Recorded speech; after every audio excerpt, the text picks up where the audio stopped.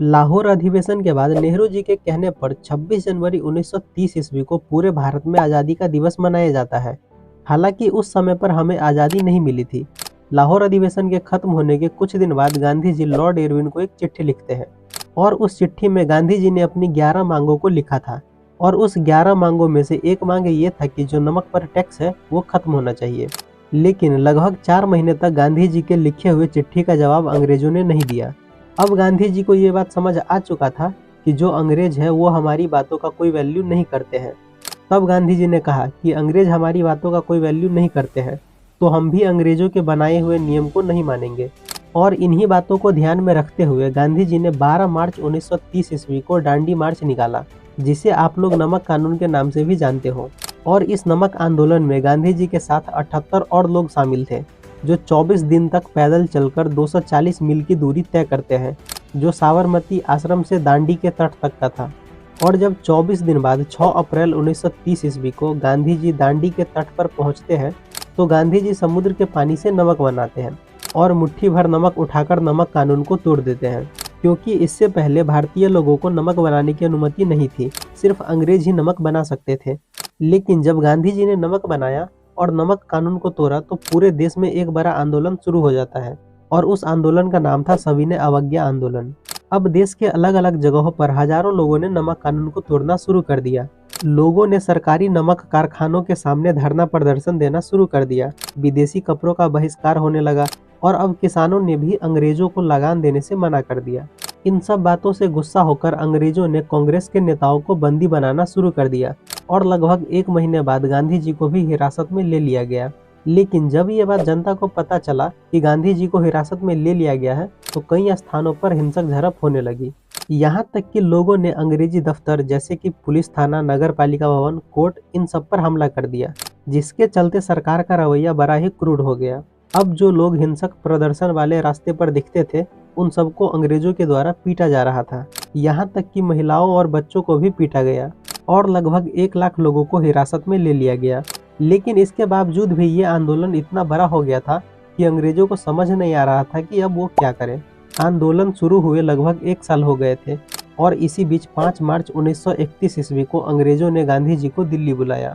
और जब गांधी जी दिल्ली पहुंचते हैं, तो दिल्ली में गांधी जी और इरविन के बीच बात होती है और गांधी जी के मांगों को मान लिया जाता है। इसके बाद गांधी जी ने इरविन के साथ एक समझौते पर हस्ताक्षर किया और इस समझौते को गांधी इरविन पैक्ट कहा जाता है। अब देखो, गांधी जी इरविन से बात करते हैं तो वहाँ पर गांधी जी पूर्ण स्वराज की भी बात करते हैं, लेकिन इरविन का कहना था कि ये फैसला मैं नहीं ले सकता, इसके लिए आपको लंदन जाके बात करनी पड़ेगी।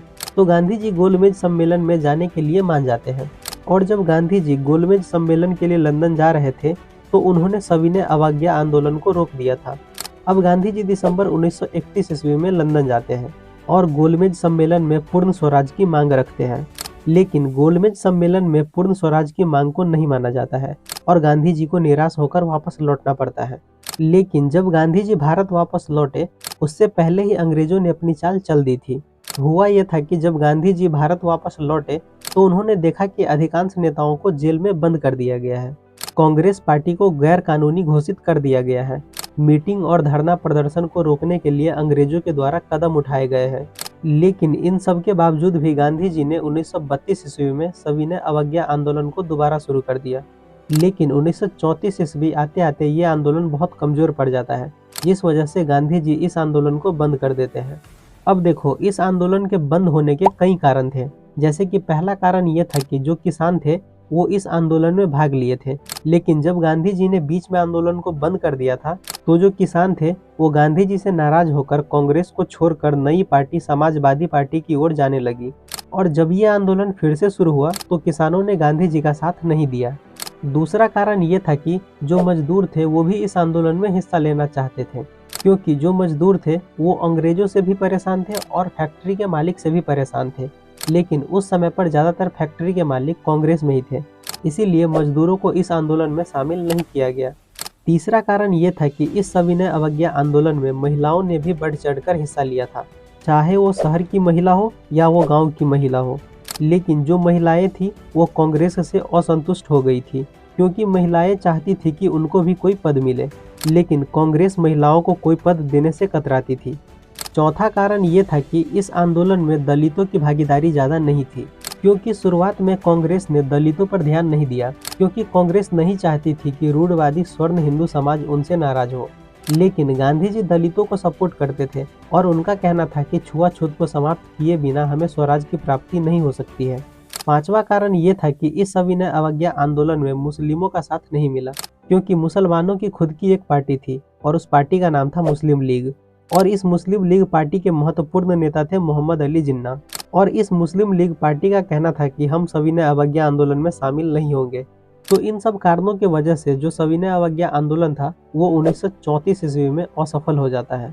अब देखो यहाँ पर हमें एक और टॉपिक समझनी है, राष्ट्रवाद की भावना। तो देखो, जो अंग्रेज थे उन्होंने शासन करने के लिए एक नीति अपना रखी थी, फूट डालो और शासन करो। यानी कि भारत में बहुत से समुदाय और जाति के लोग रहते हैं, तो अंग्रेज उन सबको आपस में लड़वाकर शासन करते थे। लेकिन हमारे देश में लोगों के अंदर राष्ट्रवाद की भावना को उत्पन्न करने के लिए कई लोगों ने कुछ कुछ प्रयास किए। सबसे पहले हमारे देश को भारत माता कहकर बुलाया गया और कहा गया कि ये सिर्फ देश नहीं बल्कि हमारी माता है। वहीं बंकिम चंद्र चटर्जी ने 1870 ईस्वी में राष्ट्रीय गीत वंदे मातरम लिखा था, जिसे सुनकर लोगों के अंदर देशभक्ति की भावना उत्पन्न होती है। वहीं जो हमारे देश के बुजुर्ग लोग थे वो बच्चों को स्वतंत्रता सेनानी की कहानियां सुनाना शुरू किया, जिसके चलते बच्चे के अंदर भी देशभक्ति की भावना उत्पन्न होने लगी। इसके अलावा भारत का झंडा भी बनाया गया, जो कि पहले ऐसा था। फिर गांधी जी ने 1921 ईस्वी में स्वराज ध्वज का निर्माण किया। फिर बाद में हमारा झंडा तिरंगा के रूप में आया। अब देखो, धीरे धीरे समय बीतता है और साल आता है 1942 ईस्वी का। भारत के सभी लोग आज़ादी की मांग कर रहे होते हैं। इसी समय पर लंदन से एक आदमी भारत आता है जिसका नाम था क्रिप्स। और जो क्रिप्स था वो 22 मार्च 1942 ईस्वी को भारत आया था और उन्होंने भारत आकर अपना एक प्रस्ताव रखा। क्रिप्स का कहना था कि जो भारत में राजा है वो चाहे भारत में रह सकता है या वो चाहे तो अपने राज्य को भारत से तोड़कर अपना देश बना सकता है। लेकिन कांग्रेस के नेताओं ने इस बात का विरोध किया, क्योंकि क्रिप्स भारत को तोड़ना चाहता था। लेकिन इस क्रिप्स प्रस्ताव के बाद 8 अगस्त 1942 ईस्वी को भारत में शुरू होता है भारत छोड़ो आंदोलन। और इस आंदोलन का मकसद सिर्फ एक ही था कि हमें पूर्ण स्वराज चाहिए। और इसी भारत छोड़ो आंदोलन में गांधी जी अपने भाषण के दौरान करो या मरो का नारा देते हैं। भारत छोड़ो आंदोलन के शुरू होते ही दूसरे दिन ही गांधी जी को गिरफ्तार कर लिया जाता है और इसके बाद ये आंदोलन पूरे देश में फैल जाती है, जिस वजह से अंग्रेज भारत के प्रमुख राष्ट्रीय नेताओं को गिरफ्तार कर लेते हैं। और इन कारणों से ये आंदोलन हिंसात्मक रूप ले लेती है और जगह जगह पर उग्र प्रदर्शन होने लगते हैं। शहरों और गांवों में जुलूस प्रदर्शन होने लगता है। रेलवे स्टेशन, डाकघर, थाना, इन सब को आग लगा दिया जाता है। भारत के कुछ कुछ जगहों पर जैसे कि बलिया, सतारा, बिहार, इन सब जगहों से अंग्रेज अपना शासन छोड़कर भागने लगते हैं। इस समय पर अंग्रेज बहुत सख्ती से लोगों से पेश आने लगती है। लाखों लोगों को जेल में डाला जाता है। लेकिन फिर भी ये आंदोलन 3 साल तक चलता है। हालांकि अंग्रेजों ने इस आंदोलन को भी दबा दिया था, लेकिन पूरे भारत में माहौल ऐसा बन गया था कि आंदोलन के कुछ दिन बाद ही ब्रिटिश सरकार को भारत छोड़कर जाना पड़ता है और हमें फाइनली 15 अगस्त 1947 ईस्वी को आज़ादी मिल जाती है। और इसी के साथ ये चैप्टर यहीं पर ख़त्म होता है। और हाँ देखो, ये वीडियो मैंने रैपिड रिवीजन के लिए बनाई थी, मतलब कि आप इस चैप्टर को जल्दी से रिवाइज कर पाए। तो क्या आपको अभी इसी रैपिड रिवीजन टाइप्स की वीडियो चाहिए या डिटेल्स वाली वीडियो चाहिए, ये आप मुझे कमेंट में बता सकते हैं। और आपको आगे किस चैप्टर पर वीडियो चाहिए वो भी आप मुझे कमेंट में बता सकते हैं। तो आई होप आपको ये वीडियो पसंद आई होगी। अगर ये वीडियो आपको पसंद आई हो तो वीडियो को एक लाइक कर दीजिए, एक प्यारा सा कमेंट कर दीजिए और चैनल को सब्सक्राइब भी कर दो यार।